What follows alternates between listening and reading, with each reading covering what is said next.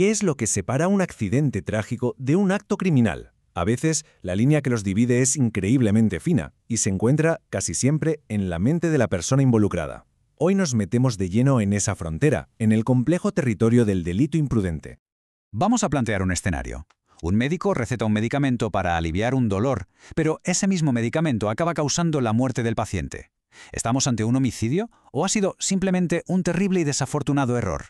Pues bien, legalmente la respuesta a esa pregunta no está tanto en la acción, sino en lo que pasaba por la cabeza del médico. Y es una respuesta bastante más compleja de lo que parece. Para entender todo este lío vamos a seguir una ruta. Primero diferenciaremos entre actuar con intención y actuar por negligencia. Después nos sumergiremos en un caso real que llegó hasta la Corte Suprema Argentina. Exploraremos el concepto clave, que es el de la previsibilidad. Veremos cómo ha ido cambiando la idea del deber de cuidado. Y para terminar, analizaremos dónde están los límites de la responsabilidad. Muy bien, pues empecemos por el principio. En derecho penal, una de las cosas más determinantes es el estado mental de la persona que comete el acto. Podríamos decir que lo es casi todo. A ver, por regla general, para que un acto se considere un delito, tiene que haber intención. Es lo que los juristas llaman dolo. Pero claro, ¿qué pasa cuando no hay ninguna intención de hacer daño, pero el resultado es catastrófico?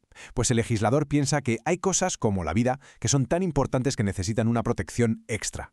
Por eso se castigan de forma excepcional esas conductas que, sin ser malintencionadas, son peligrosamente descuidadas. ¿Y por qué es tan importante esta distinción? Pues fijaos en esto. La diferencia en las penas es sencillamente abismal. Para un homicidio con intención, el doloso, la pena va de 8 a 25 años de cárcel. Para el homicidio imprudente, baja a entre 1 y 5 años. La consecuencia legal cambia de la noche al día, y todo depende, como decíamos, de lo que pasaba por la cabeza del autor en ese momento. Vale, para que todo esto no se quede en pura teoría, vamos a analizar un caso de verdad. Uno que llegó hasta la máxima instancia judicial de Argentina. La situación es la siguiente. Un médico atiende a un paciente. El médico sabe perfectamente que esa persona es alérgica a una sustancia llamada pirazolona. Le receta un calmante para el dolor, pero lo que no sabe es que ese calmante precisamente contiene pirazolona.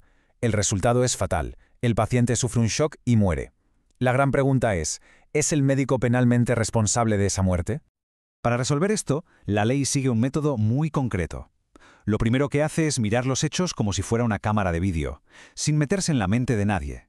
Es lo que se conoce como el análisis del tipo objetivo. Si analizamos lo que pasó desde fuera como meros espectadores, las piezas encajan. 1. Hubo una acción. El médico recetó algo. 2. Hubo un resultado. El paciente murió. 3. Hay una relación de causa-efecto clarísima entre la receta y la muerte. Y 4. Objetivamente, darle ese fármaco a ese paciente creó un riesgo que la ley no permite. Vamos, que desde fuera, la conducta encaja con la descripción de un homicidio. Pero, como hemos visto, esa es solo la mitad de la película. Ahora viene el paso decisivo, analizar el tipo subjetivo. Ahora sí, dejamos la cámara de vídeo y tratamos de entrar en la mente del médico. A ver, el médico no sabía que el calmante llevaba la sustancia mortal. Actuó con un error. Pero aquí llega la pregunta del millón, la pregunta clave de la ley. ¿Era un error que no se podía evitar o, por el contrario, sí que podría haberlo evitado?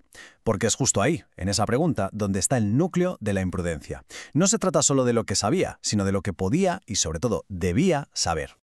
Y esto nos lleva al concepto central de todo este asunto, la previsibilidad. Si el médico no tenía un conocimiento real y actual del peligro, no hay dolo, no hay intención. Pero, si tenía la capacidad de conseguir ese conocimiento, si el peligro era previsible para él en sus circunstancias, entonces ya estamos entrando de lleno en el terreno de la imprudencia. Y esto no es una teoría en el aire. Es exactamente lo que dijo la Corte Suprema en su sentencia. Argumentó que el simple hecho de saber que el paciente era alérgico, sumado a su formación como médico, le obligaba a ser extremadamente cuidadoso. Tenía las herramientas profesionales para prever el riesgo. Su error, por lo tanto, fue considerado evitable. Todo este razonamiento se apoya en una idea fundamental del derecho, que es el deber de cuidado. Una idea que, por cierto, ha ido evolucionando bastante con el tiempo. La visión más tradicional se basaba en un estándar muy objetivo, casi abstracto. Se comparaba lo que había hecho la persona con lo que habría hecho un hombre prudente y razonable imaginario. Si la persona de carne y hueso había sido menos cuidadosa que ese ideal, pues se consideraba que había infringido su deber de cuidado.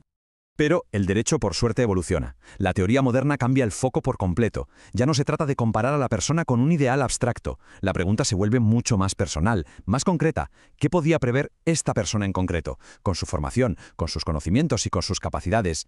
El análisis es individual. La cosa se complica todavía más en actividades donde intervienen varias personas. ¿Hasta dónde llega mi deber de cuidado cuando dependo del trabajo que han hecho otros?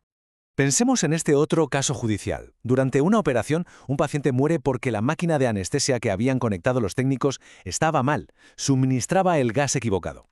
El anestesiólogo no lo sabía y no tenía forma de verlo a simple vista. ¿Es culpable de homicidio imprudente? Pues la respuesta de la Corte fue que no. ¿Y la razón? El llamado principio de confianza. En un entorno tan complejo como un quirófano, es imposible que una persona controle el trabajo de todas las demás. Este principio básicamente dice que en un trabajo en equipo, cada uno puede confiar en que los demás han hecho bien su parte. El anestesiólogo no tenía por qué ponerse a revisar la conexión de las máquinas, a no ser que hubiera una señal de alarma muy evidente. Y ojo que existe otra cara de la imprudencia por asunción. Imaginemos un taxista diabético que no sigue su tratamiento. Si sufre un desmayo al volante y causa un accidente mortal, su imprudencia no fue solo el acto final de chocar, fue la decisión inicial y previsiblemente peligrosa de ponerse a conducir sabiendo que no estaba en condiciones seguras para hacerlo. Volviendo a nuestro caso principal, el del médico y el calmante, la justicia concluyó que él no podía ampararse en el principio de confianza. La responsabilidad de comprobar la composición de un fármaco para un paciente que sabía que era alérgico era suya y de nadie más. Su conocimiento profesional hacía que el riesgo fuera previsible y su error, por lo tanto, evitable. Fue condenado por homicidio imprudente. Entonces, ¿con qué ideas clave nos tenemos que quedar? Pues primero, que la ley penal traza una línea muy clara entre actuar con intención y actuar con negligencia. Segundo, que la negligencia que se castiga no es un simple despiste, sino un error que se podía y se debía haber previsto. Y tercero, que es el punto fundamental, la responsabilidad penal puede nacer no solo de lo que una persona sabe, sino de lo que por su posición o su profesión está obligada a saber. Así que la próxima vez que oigamos hablar de un accidente fatal en las noticias, quizás la pregunta clave no sea solo ¿qué pasó?, sino ¿qué se podría haber previsto? Porque la respuesta a esa pregunta es, muchas veces, lo que dibuja esa delgada línea que separa la tragedia del crimen.